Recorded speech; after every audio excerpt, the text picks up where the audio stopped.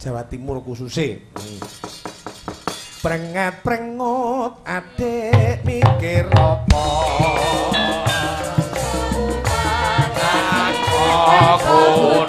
Mas Kritik, Mas Lutut.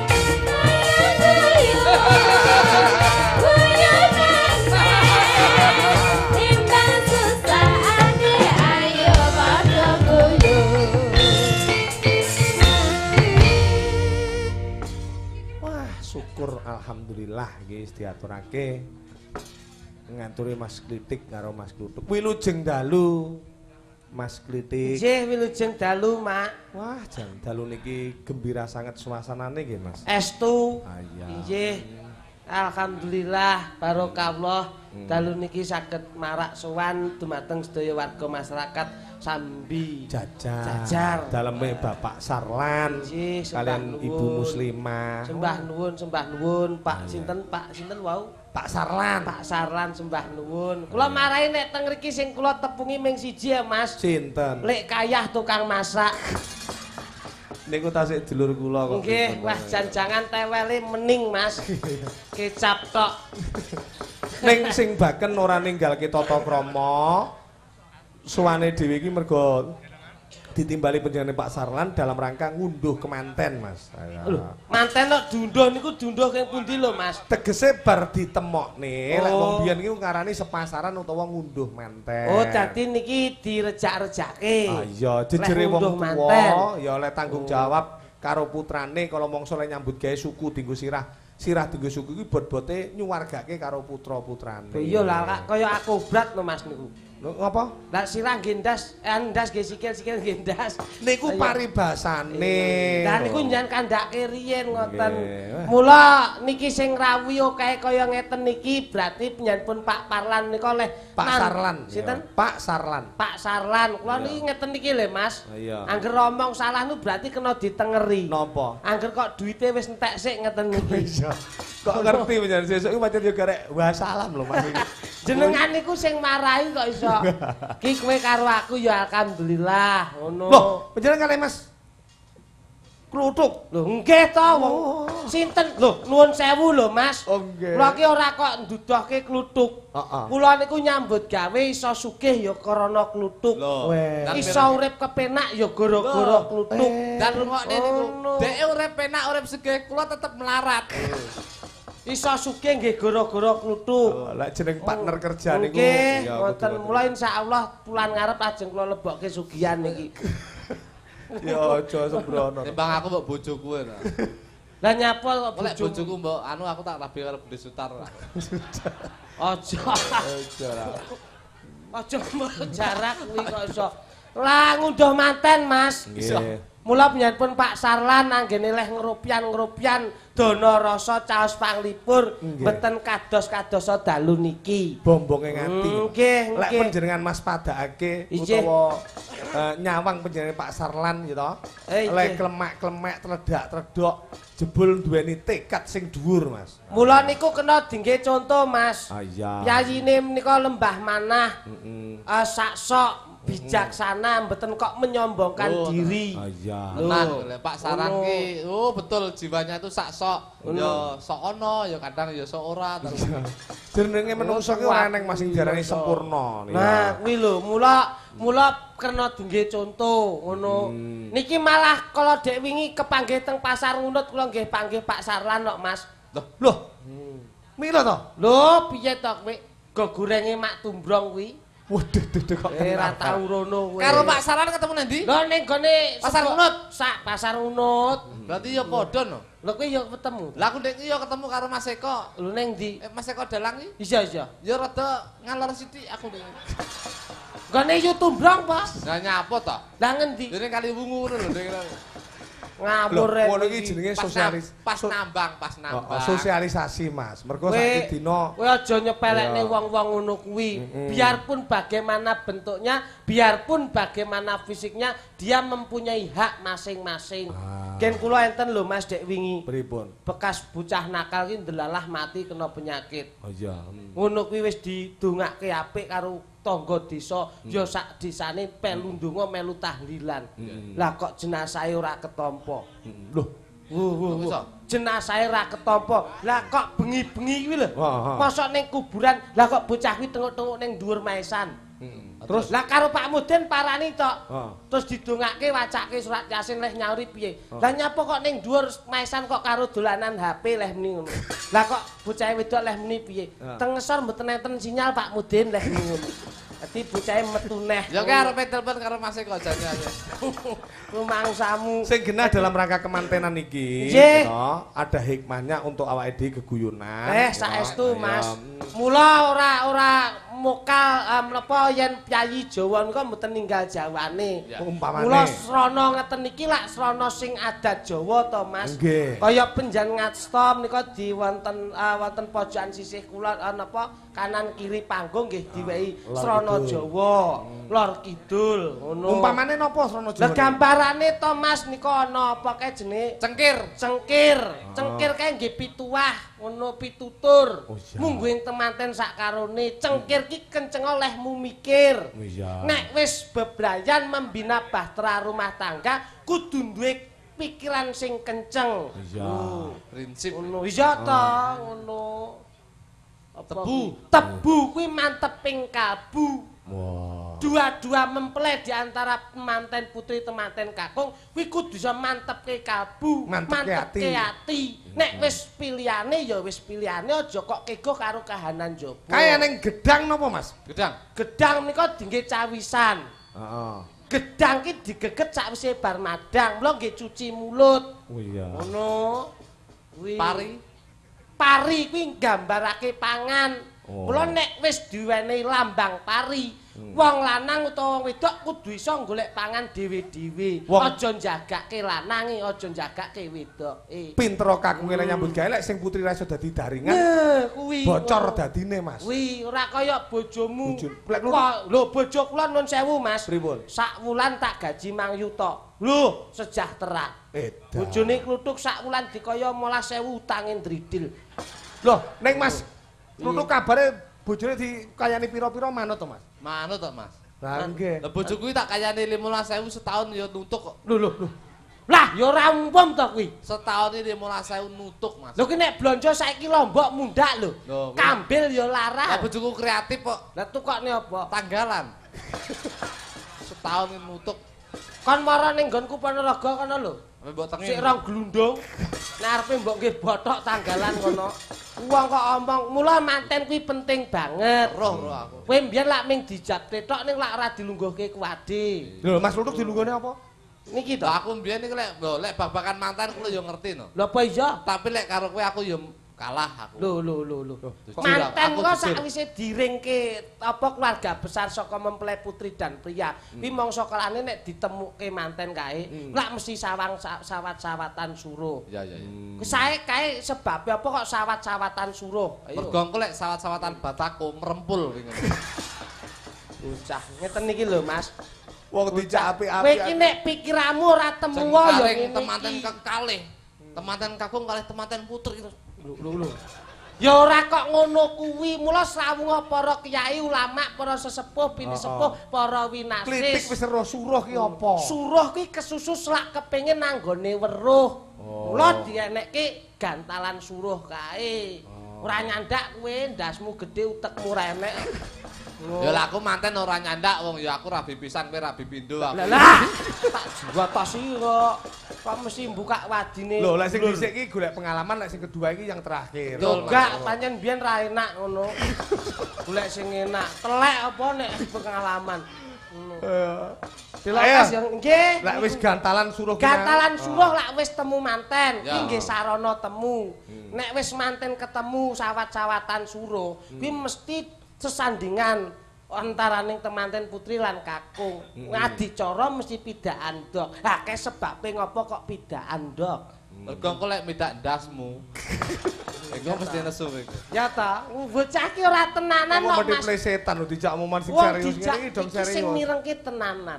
Iki ora kok guyon. Ndok ya. Iki ki tontonan ya tuntunan ya mawa tatanan. Dadi ya kowe iki tontonan ning iso diengge tuntunan. Lah ya aku ya pengen ngerti nyapa sebabe kok mesti ngidak ndok iki. Midak ndok kuwi lak wonten werdine to, Mas. Nggih. Niki nek mboten teng Sambirejo ra tak tokne. Sambi jajar. Sambi jajar. Iya. Pidakan ndok yen wis midak ndok kok nganti pecah.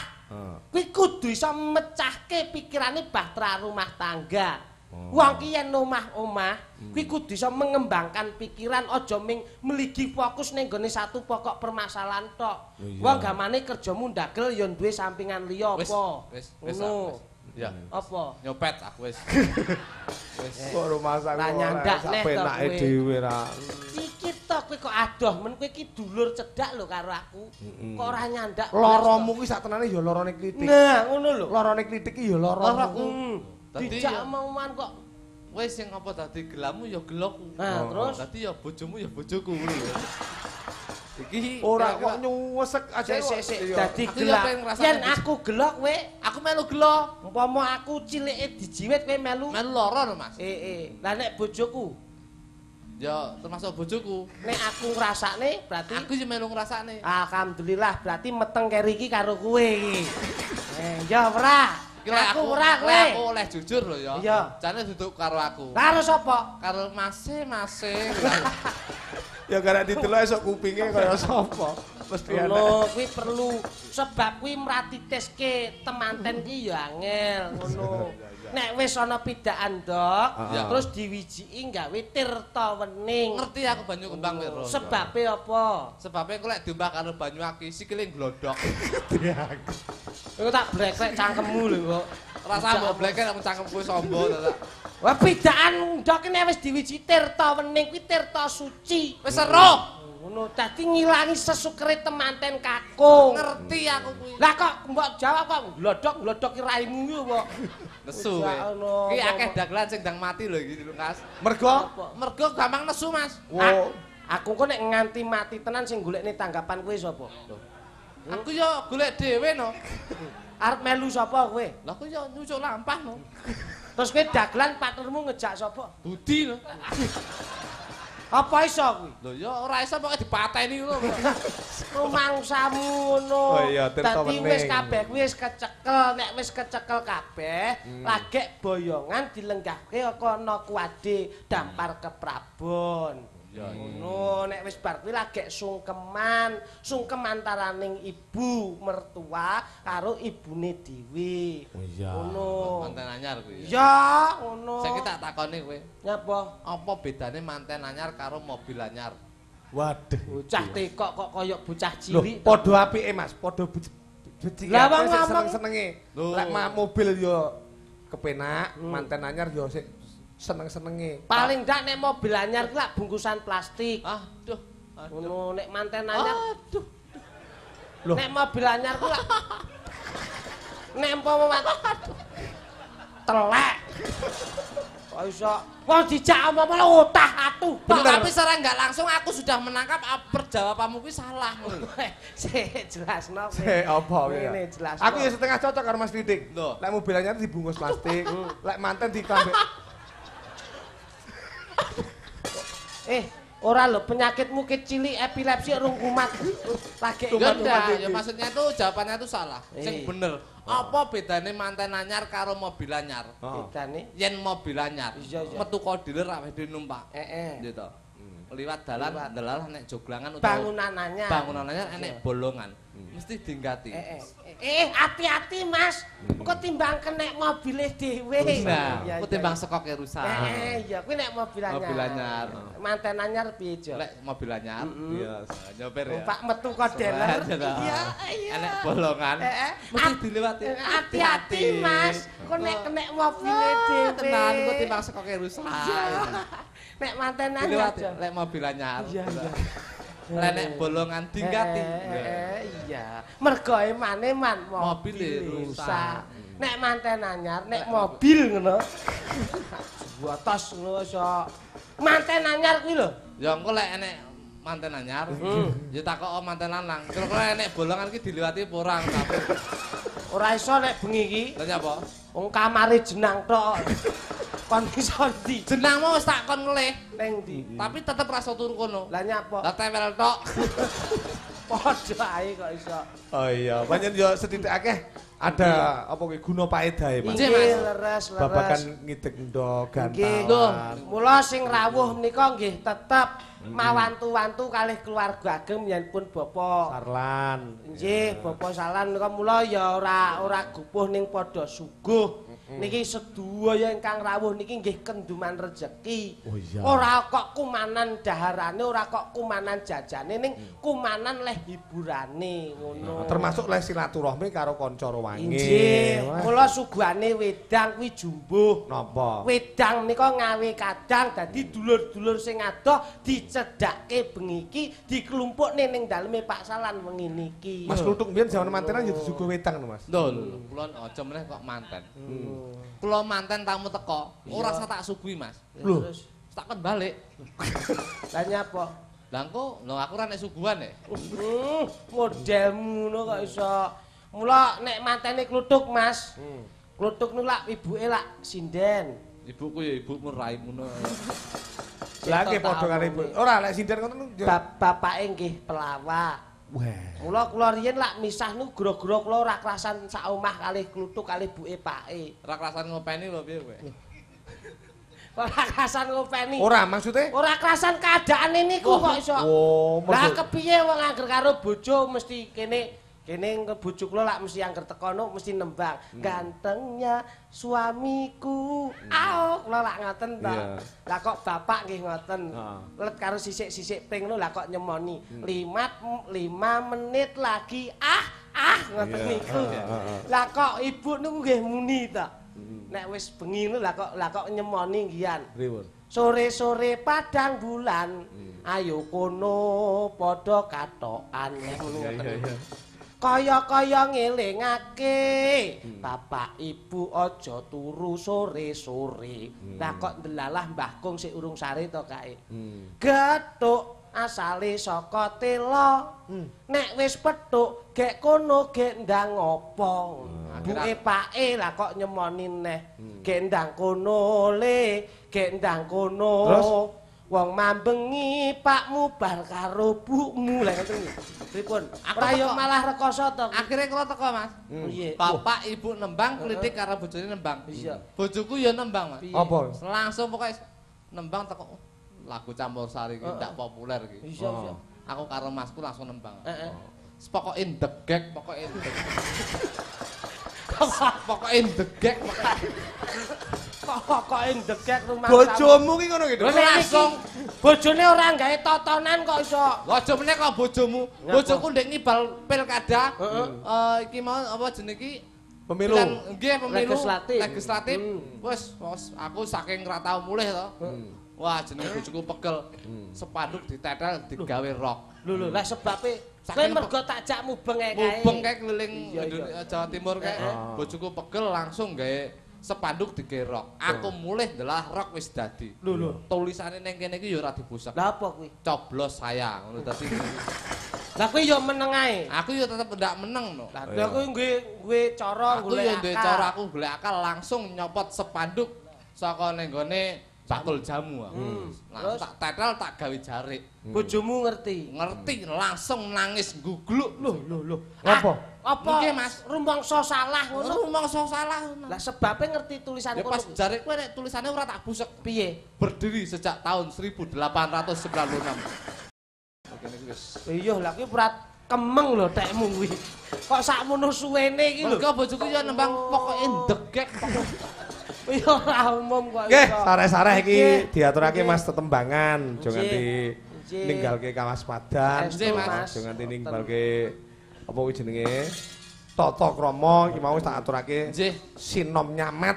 Sampun. Iki bareng karo suasana ngene iki jajal aku pengen karo Mbak Elis mawon, Mbak Elis. Iki suwira di jumenengake mawon. Niki nggih panjenenggane cumpet Mas, dadi nggih sithik-sithik kula mesake bapake sing nyepit ngeten niki. Mau tenginggil ngriki lho, Pak. Loh, lek trimo bapak iki aja dadi perkara. Napa? Bengi iki tenan. Iki ana makhluk astral sing teko ki. Lah, mungkin iki piyayi apik-apik. Pondok yo enek. Pondok enek tapi bengi iki tenan. Apa Enek penampakan kok? makhluk gaib sing teko ki enek. Endi? Loh, sing baruk sawit pelem. Oh, Lho kae. Kae nonton. Sarip Tamayo saya sarip. Tamit.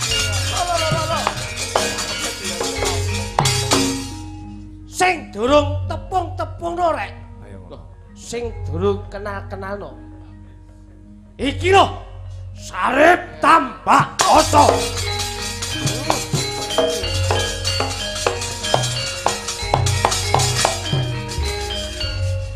Wah, saripan ya apik lho Mas iki dijajal saripan sadurunge Mbak Elis. Oh alah. Oh, jajal. Lah mbok nggih. Titik. Ya iki cuplek. Ya. Lis, kok nek wis aku ni. Mbok, aja kaget. Aku sing teko, Mbok. Tak tok. Oh, sik Mbak Elis nang mriki Mas kritik dari sana. Ya walaupun panggungnya cuma ndak apa-apa. Oke. Ya Mas tutup. Loh, sampean nang ndi to Mas? Sampean yo nek kono, tak dapuk dadi Walanda. Nggih. Engko tak Lah. Bangku kono lho. Cah. Goblok ora muso. Loh, tekone londo prae kok kono to Mas. Tekone dari sana. Nenek iki lho. Kono ki nggone ora ngingkur ibuke iki lho. Ya aku ya segelengkon aku. Kok iso. Wis sing apik kae lho kancanono sing menek pelem kan. Ayo saripan titik. Yo. Mbok, aja kaget. Aku sing teko, Mbok. Iya le kene le. Wah, lho. Mbok, Piye le? ono areke, Mbok. Anakmu Sarip dioper-oper kambek Walanda, Mbok. Kon diuber-uber Walanda le. Iso, Mbok. Ono kok ya nyemprat lho. Aku kan suwi tidak membasahimu. Jebul piye le kowe? Aku dioper ambek Walanda, Mbok. Heeh. Iso gak iso anakmu Sarip delikno, Mbok. Kon njaluk Yen dideleke ana le. apa-apane ambek Sarip sing rugi simbok barang, Mbok. Assalamualaikum. Iki apa? Apa? Niki napa leres daleme Pak Sarip? Sopo? Nggih leres ya, Mas. Sajange Mas Sarip nyun sunat. Sunat barang ki lho, ora saged adekan kowe. Ndak ulet iki. Yaene kok dukun. Kurang ajar. Iki kowe adegan tenanan ya. Mbok, aku sing teko, Mbok. Wis, jan. Mbok,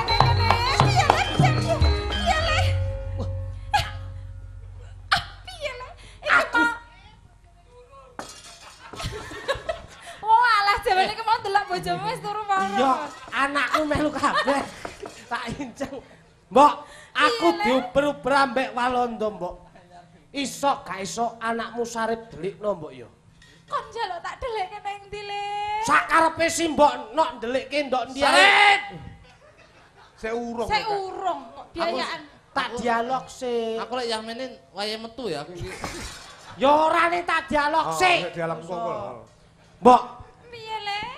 Simbok sing banget ndak tresnani. Simbokku ya ming siji awake penombo. Mula iki sarep delikno, Mbok. Ayo. Walanda wis nguber saya cedhak, Mbok. Kene tak deleke kene le. Kok njaluk delek nang endi jajal pilihan le? Jajal pilihan, kok njaluk tak delek nang endi? Aku kok mbok kon bayar. Kok delek kok bayar delek? Aku tak ndelikno kono. Kene tak delek kene le. Ayo, kok kono lho, kok kono. Pagah nek sanding ku rembukan karo Mas Eko ae kok iso. Sarip! Sarip! Gue yang datang, Sarip. Sarip. Sarip, aku yang datang, Sarip.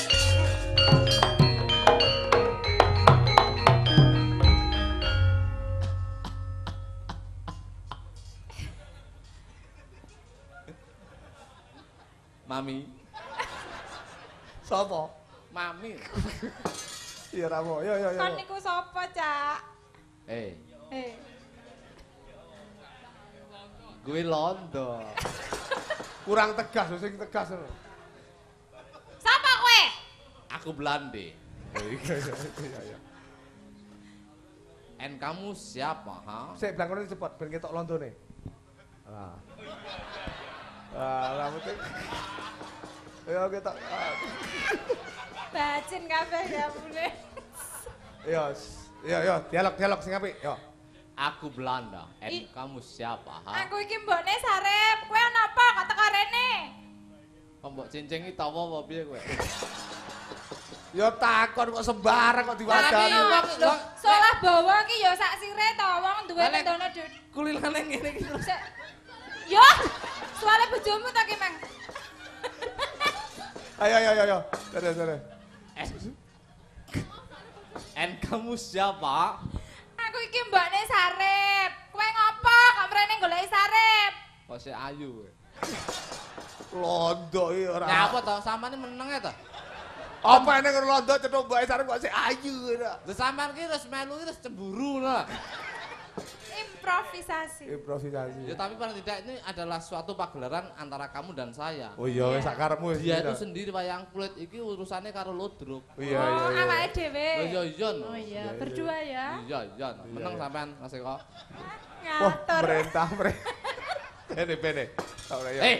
Mboknya Sarip. Ana apa? Mboknya. Rasa melu-melu sampean. Apa nek londo bahasane mboknya yo. Lah meneng kok sampean. Iya. Kamu mamanya Sarip ya? Iya, ana apa? Saya Belanda. Bagi saya Sarip adalah pemberontak bagi bangsa saya. Wah, apik. Ayo. Kamu harus bisa menunjukkan di mana sembunyinya Sarip. Kalau kamu tidak bisa menunjukkan di mana sembunyinya Sarip, ingat, saya adalah saudara dari Emon. Sapa kuwi? Kok Emon? Emon sing Kowe ngeten. Emon sing berita. Wis sing ngenteni bocah 117 iki. Lek londo iki kebanyakan dikai saya. Kamu saya harus menunjukkan di mana sembunyinya Sarip. Tunjukkan. Sarep ki ora ono ning kene. Harus ada kan golek arep kok kapake. Saya bunuh. Karena Sarip adalah pemberontak bagi bangsa saya. Sarep ora ono ning kene. Golek ning panggon liya kono. Ndak bisa. Bocah. Ayo.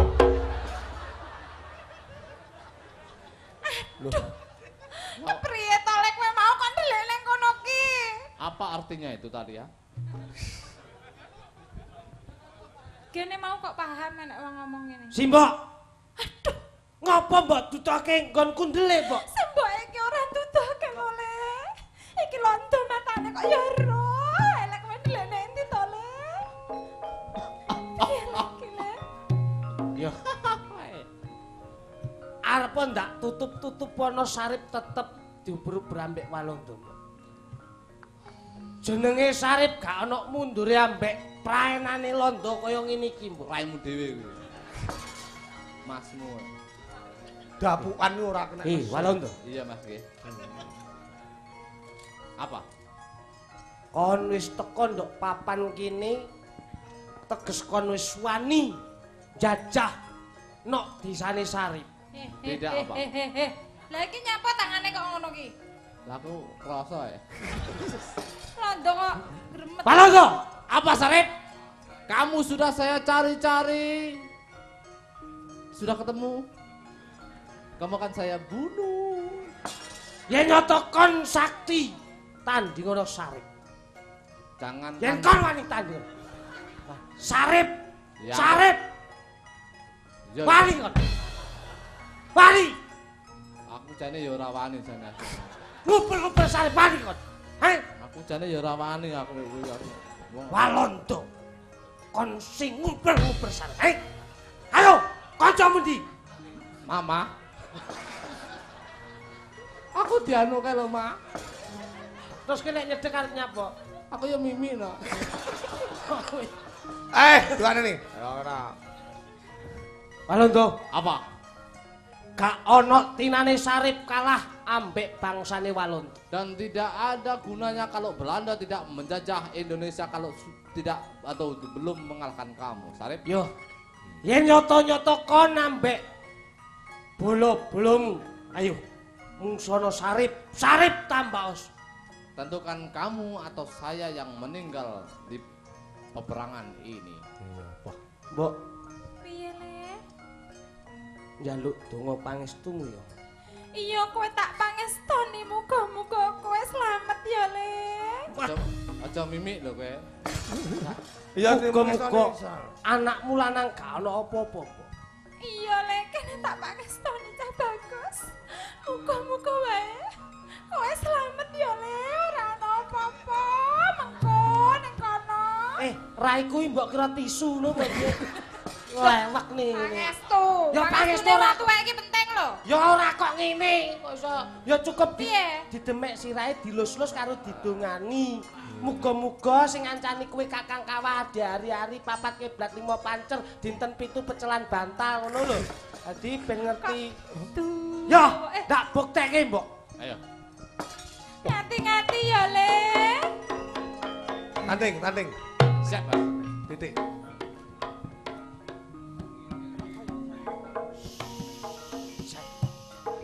Dongakno saka kadon, Mbok. Iya le.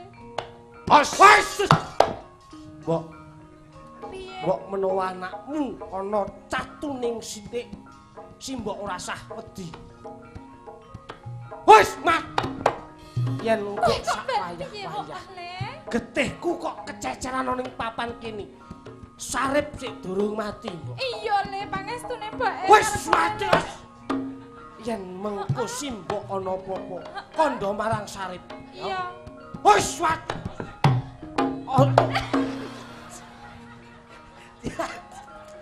Kuwi loro tenan mangklek. Asu. Kuwi atas esu. Lah kok ket mau njaluk pangestu kowe. Ayo, hus.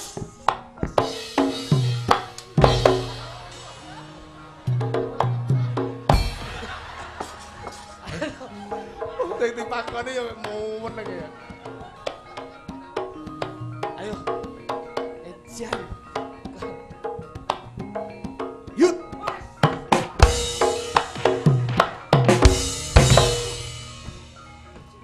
Aduh, sing kena sing endi le. Aduh. Muga-muga kita mari ya le.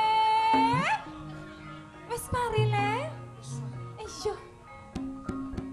Mari. Oh, mati.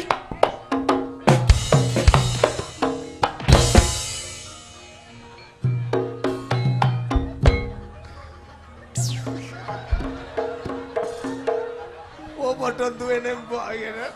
Wah, Ngapa? tangannya kasap ya. Hargane marut tok iso. Ya ora. Kamu kalau punya senjata. Pas.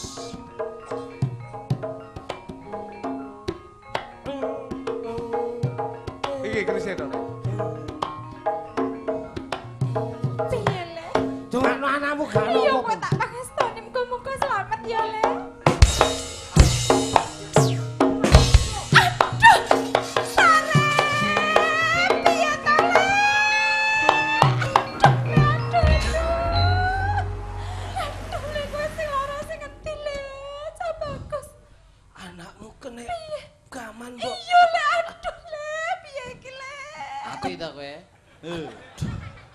Aduh, Mbok, aku tak mati. Aduh, aku mati, Mbok. Aduh, kowe moder, Le.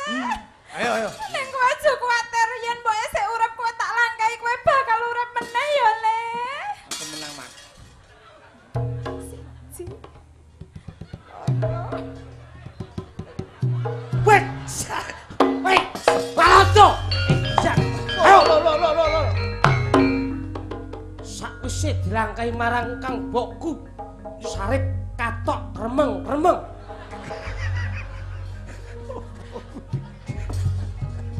Hei. Waduh.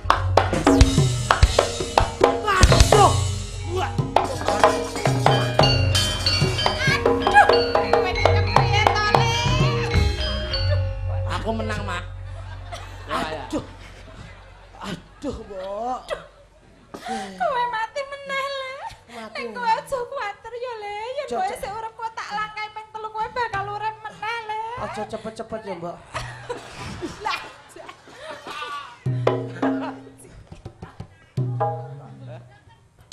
Waduh, Mbok, waduh.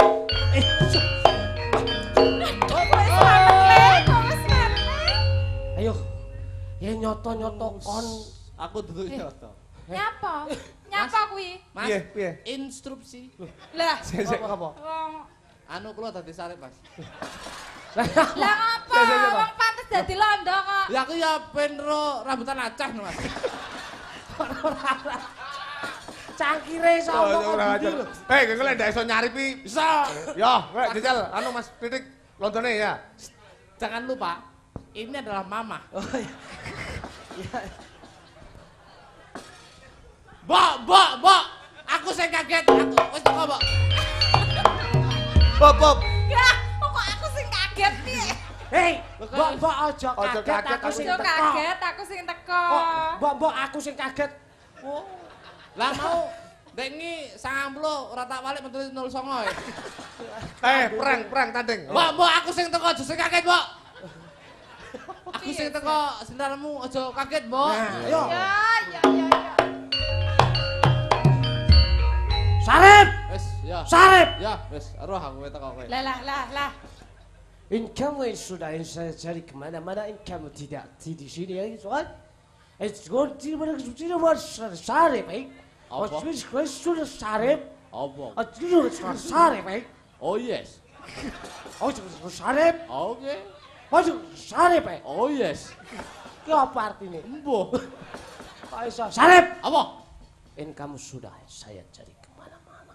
Kamu ndak usah mencari saya. Justru saya yang mencari kamu. Kenapa kamu mencari saya? Saya ingin cepat kau bunuh.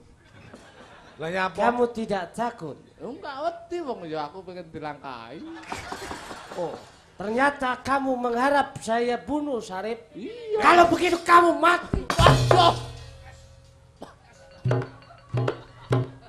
Aduh. Ajo kene. Ngendi? Kene lho, Mas. Oh, kamu saya bunuh, Sarip. Mbok. Aduh, piye le?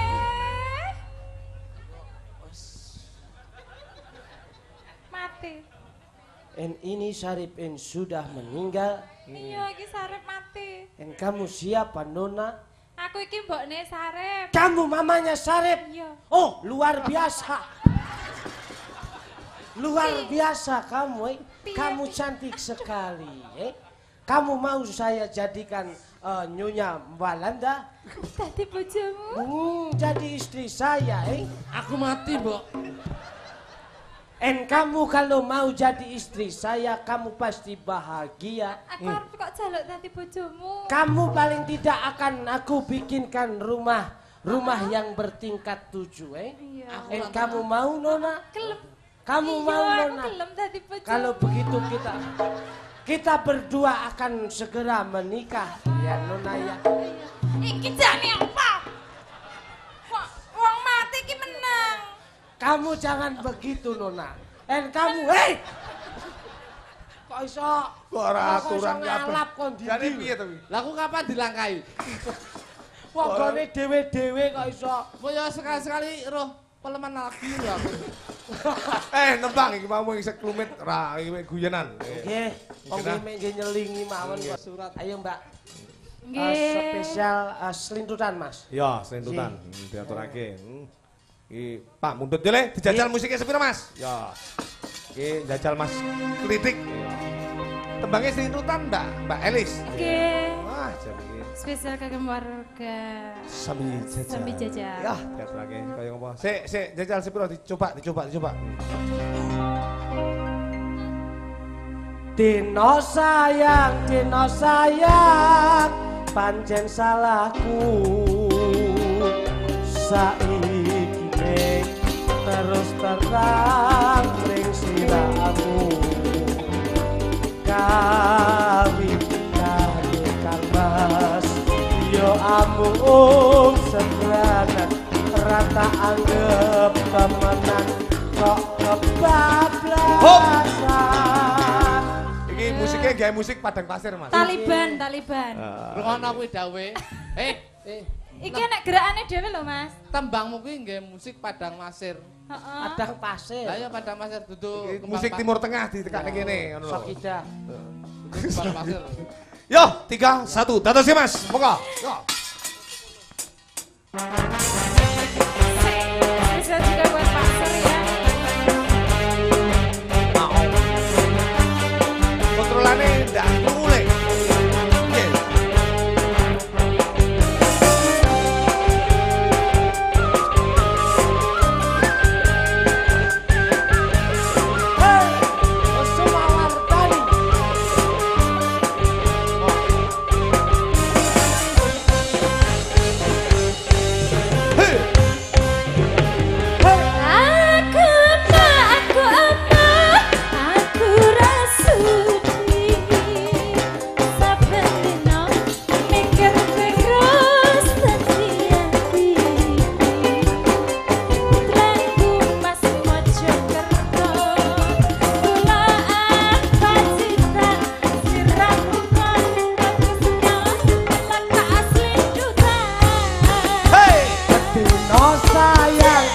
Sayang pancen salahku saiki terus terang ring siramu kawitane Mas yo amung sebranan rata anggap temenan kok kebablasan.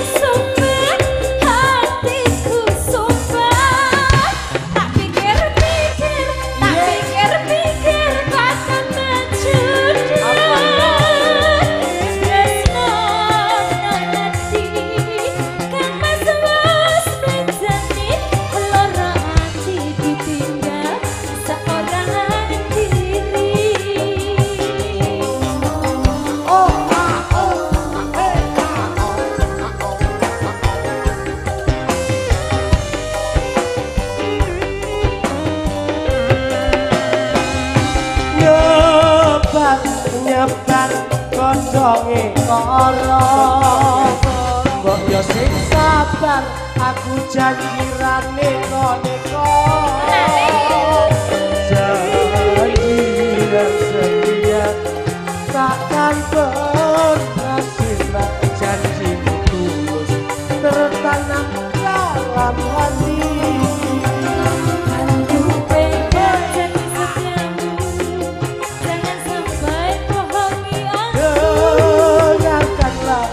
Hatiku tetap tresno ning sliramu.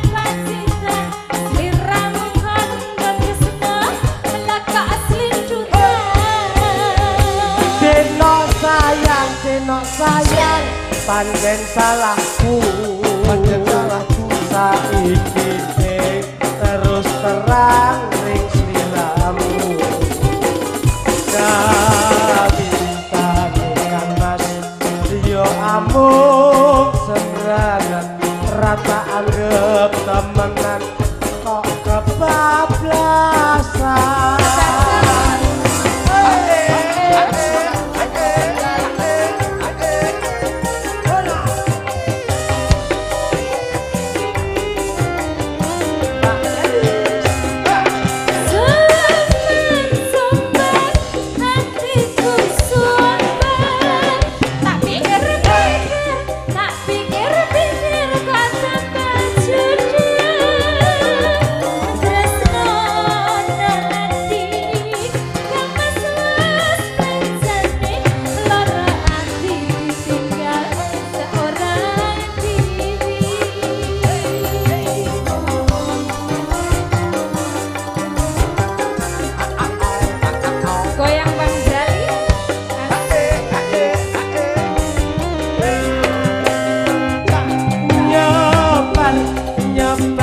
godhonge karo mbok yo sing sabar aku janjirane koneko janjian setia takkan pernah silang janjiku tulus tertanam dalam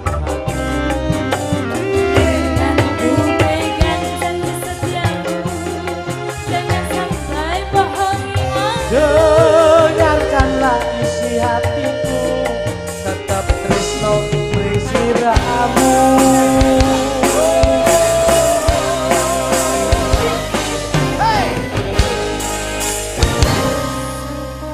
terima kasih matur sembah nuwun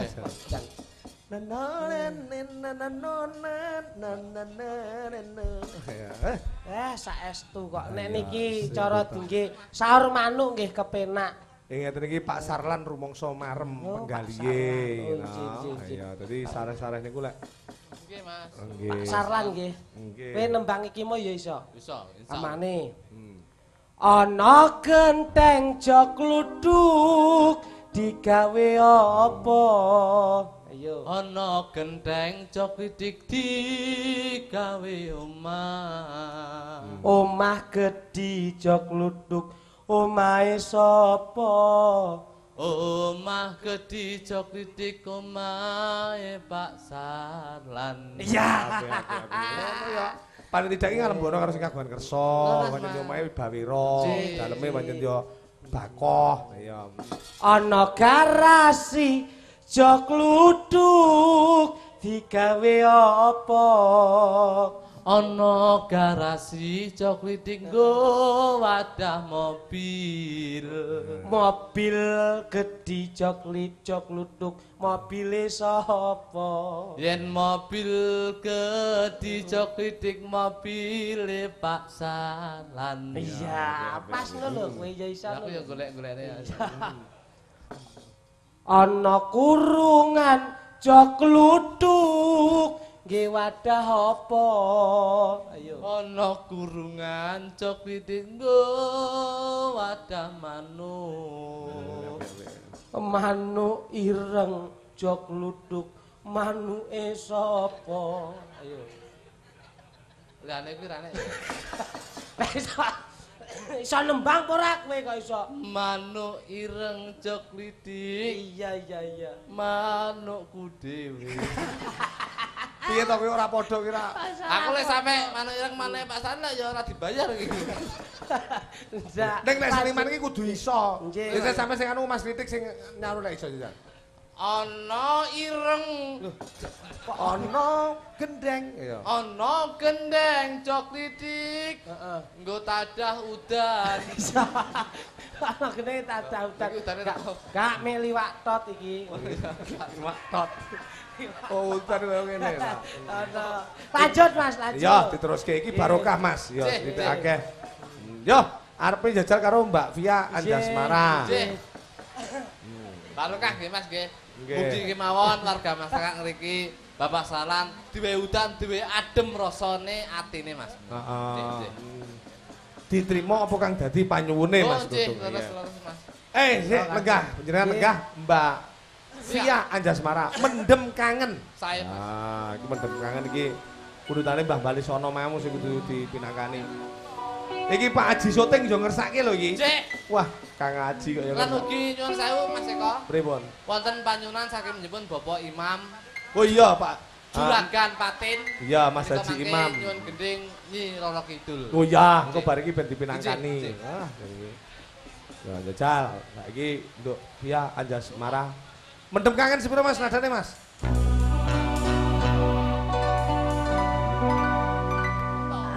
Apot rasane ya kangen ati mergo tresnoku sing tadi sekelingan awan bengi. Hop. 3 2 1 ditadoske. Monggo Mas.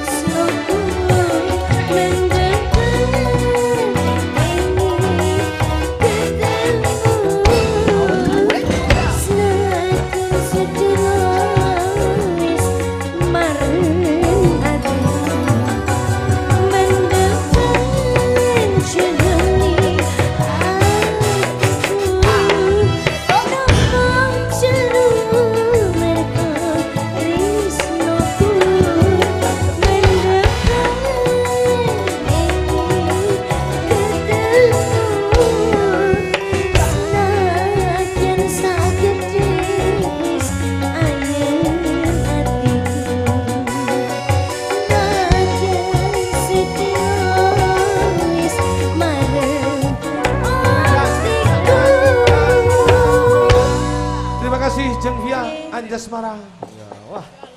Edan. Oh enak walaupun diguyur hujan ya loh. Kesemangatannya Mbak Via dalam berolah vokal tetap ya.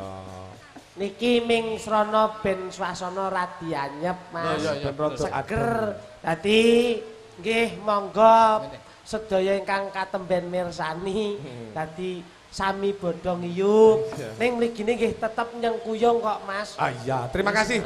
Njajal iki diteruske eneng sing ngersake Nyi Roro Kidul. Aku arep njajal karo Genduk Lilis. Ya, variasi. Ya ngono. Spesial lagu Roro Kidul menika kula aturaken dumateng Bapak Imam Juragan Patin. Insyaallah minggu mancing Mas. Layakno kok mbok celah-celuwi. Wis kon mancing budal aku pokoke mancing. Kejawi pundutane Pak Haji. Pak Haji Imam. Imam go Pak Nuri. Iya. Pak Nuri nggih. Iya, Juragan manuk menika. Ya. Oh, golek Pak Slamet. Pak Nuri iki grameh ora. Oh, nggih. Kula keken mancing dina Minggu menika kalih Pak Nuri. Nggone daleme Pak Nuri. Iya kan mancing, tapi akhirnya aku padha ra isone. Lah nyapa? Akhir-akhir mancing Musutar ora. Mancing pi bayar apa ora? Aku mancing Sri Ramu Cahyu. Lah, Rupamu kaya garangan. aku kok nek dipancing, mosok dipancing gawe. Teges iki mancing atimu dimentuh rasa tresna marang sliraku. Kowe mancing ya iso to? Iso. Angger mak kecipik ngono ki iwak apa? Kuwi anake iwak nira kuwi jenenge iki wader. Iya, wader. Upama mak lopak ngono apa? Kuwi biasane iki kutuk. Oh, lah nek mak perempus lele. Perempus niku lele, Mas. Nggih, metu muntuke. Anu metu anune. Lah nek mak rosot, rubyak, bayur apa? Apa wi? Kuwi mbokmu kecemplung blumbang. Lah usum udan sapa kolam le ora kecemplung blumbang koyo. Iya. Jajal dicoba le. Coba le. Ya karo nduk Lilis jajal. Ya sepiro. Mbokmu yo. Maksudnya iki mbokmu mara tuwa. Masih nggih. Iya. Wingi teng jero samudra ing Jawa seh kita sopi gakirisi berbawane nyiroro kita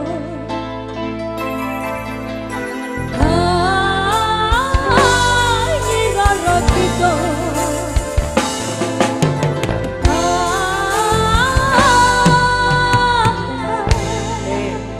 Lagune hebat, sing ngebas golek penggemar. Nah, sing ngendang yo aduh. Ngadet. Ya umum ya Mas Sendur. 3, 2, 1. Leboke Mas, monggo. Nyi Roro Kidul Kusuma Wardani. Pak Lilis. Selamat.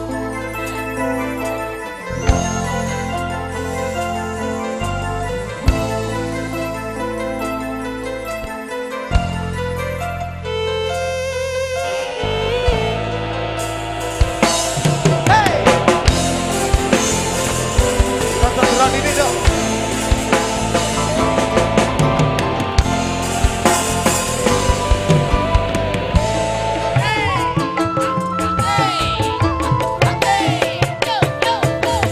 Wingi teng jero samudra ing Jawa seh kita sopi gakirisi berbawane nyiroro kita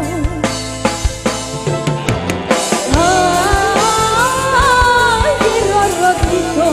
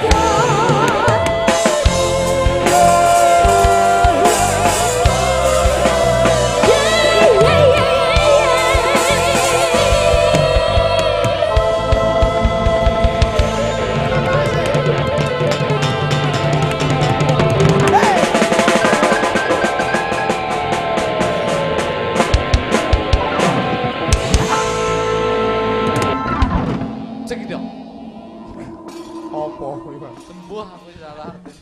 Wah, ya lumayan. Memang sampun bareng apa, Cok? Ya cekidot. Dadi kon ngecek dote ngono to. Iki mau diaturake. Nggih. Lilis. Tembang Nyi Roro Kidul. Laras, Mas. Iki ndak kalah menariknya ya Jeng Isna Safitri. Saya. Sing meneng mawon. Menika nama pendek, Mas. Nama panjang menika Isna Safitri Putra. Menika. Tak gandenge karo Mas Bayu Asmara. Tresno Waranggono iki. Iki pundutane para juru ladi iki lara dipinangkani dosa gedhe banget iki. Nggih, wah jan.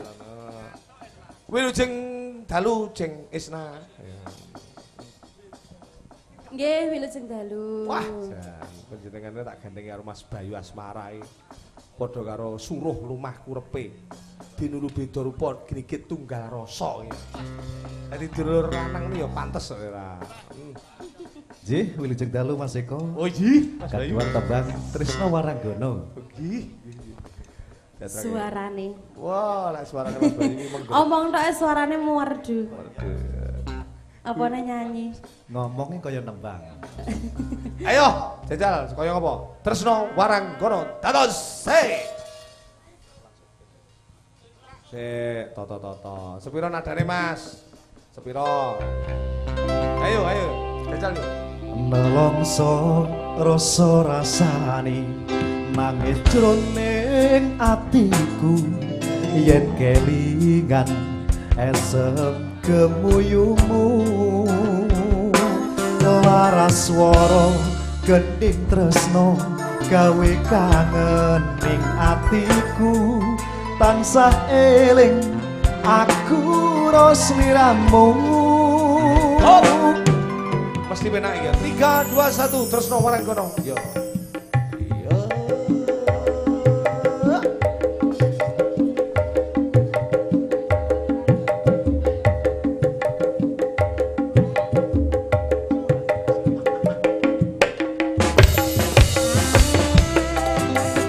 Isna.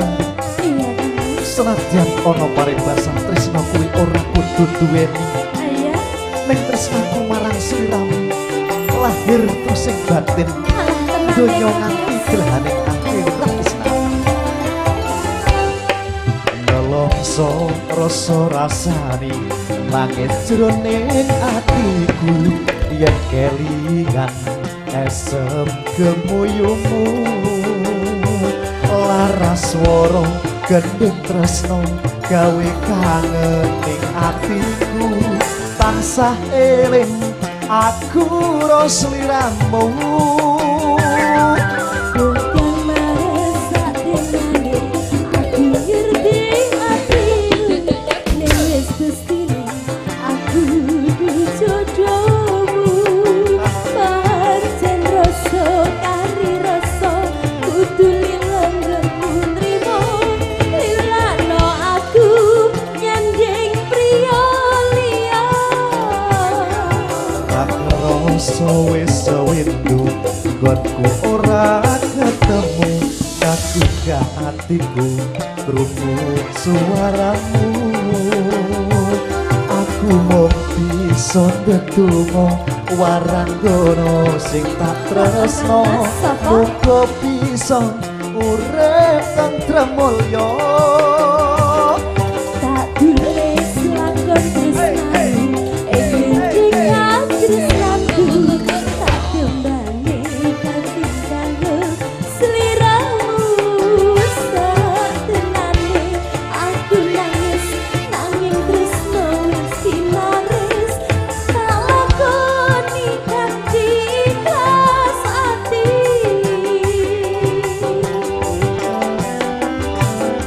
umuyungku ngelayung ngembara ing awan-awan tanpa bisa nyandeng aku bisa nyawan tumantas eluhku resmili ana lalo apa tresno iki pancen ra kudu duweni wis lilakno aku kemas wis cukup lalekno lelakon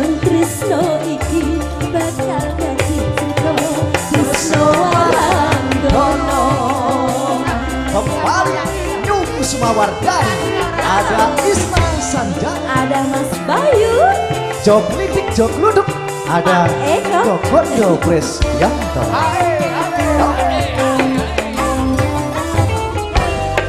Rakeroso wis sewitu gonku ora ketemu, aku ke hatiku krungu suaramu. Aku mau bisa tetunggo warangono sing tak tresno, muga bisa urip tentrem mulya. tulis lakon tresnamu ing jika tresnamu tak tembane saben kangen Mas Bayu. Satunane aku nangis nanging tresno wis dinaris, salakoni kanthi ikhlas ati. Ikhlas ya Mas ya, ikhlas. Uyungku ngelayung ngemboroke ngawang-ngawang, tanpa bisa nyanding aku mung bisa nyawang. Tumetes tuku deres mili ana pipi, apa tresno iki pancen ra kudu duweni. Wis ninggalno aku kang Mas, wis cukup laleno. Tresno iki bakal dadi crita Tresno warangono. Terima kasih Mas Eko sembah nuwun. Wah, jan. Mas Bayu Asmara bersama. Matur sembah nuwun Mas Bayu Aji. Mbak Isna. Ya. Jan wis. Diteruske mengko nang goro-goro Mas. Iya, Mas. Sik akeh lakon sing kudu dilakoni. Sandika dawuh. Ya, pakaryan sing kudu ditindakake ya, Nduk. Ayo. Leladi karo ingkang sinuwun tak derekke ya yuk. Bareng-bareng ayo, no. Ayo. Kukus sing dupa kumelun kelun.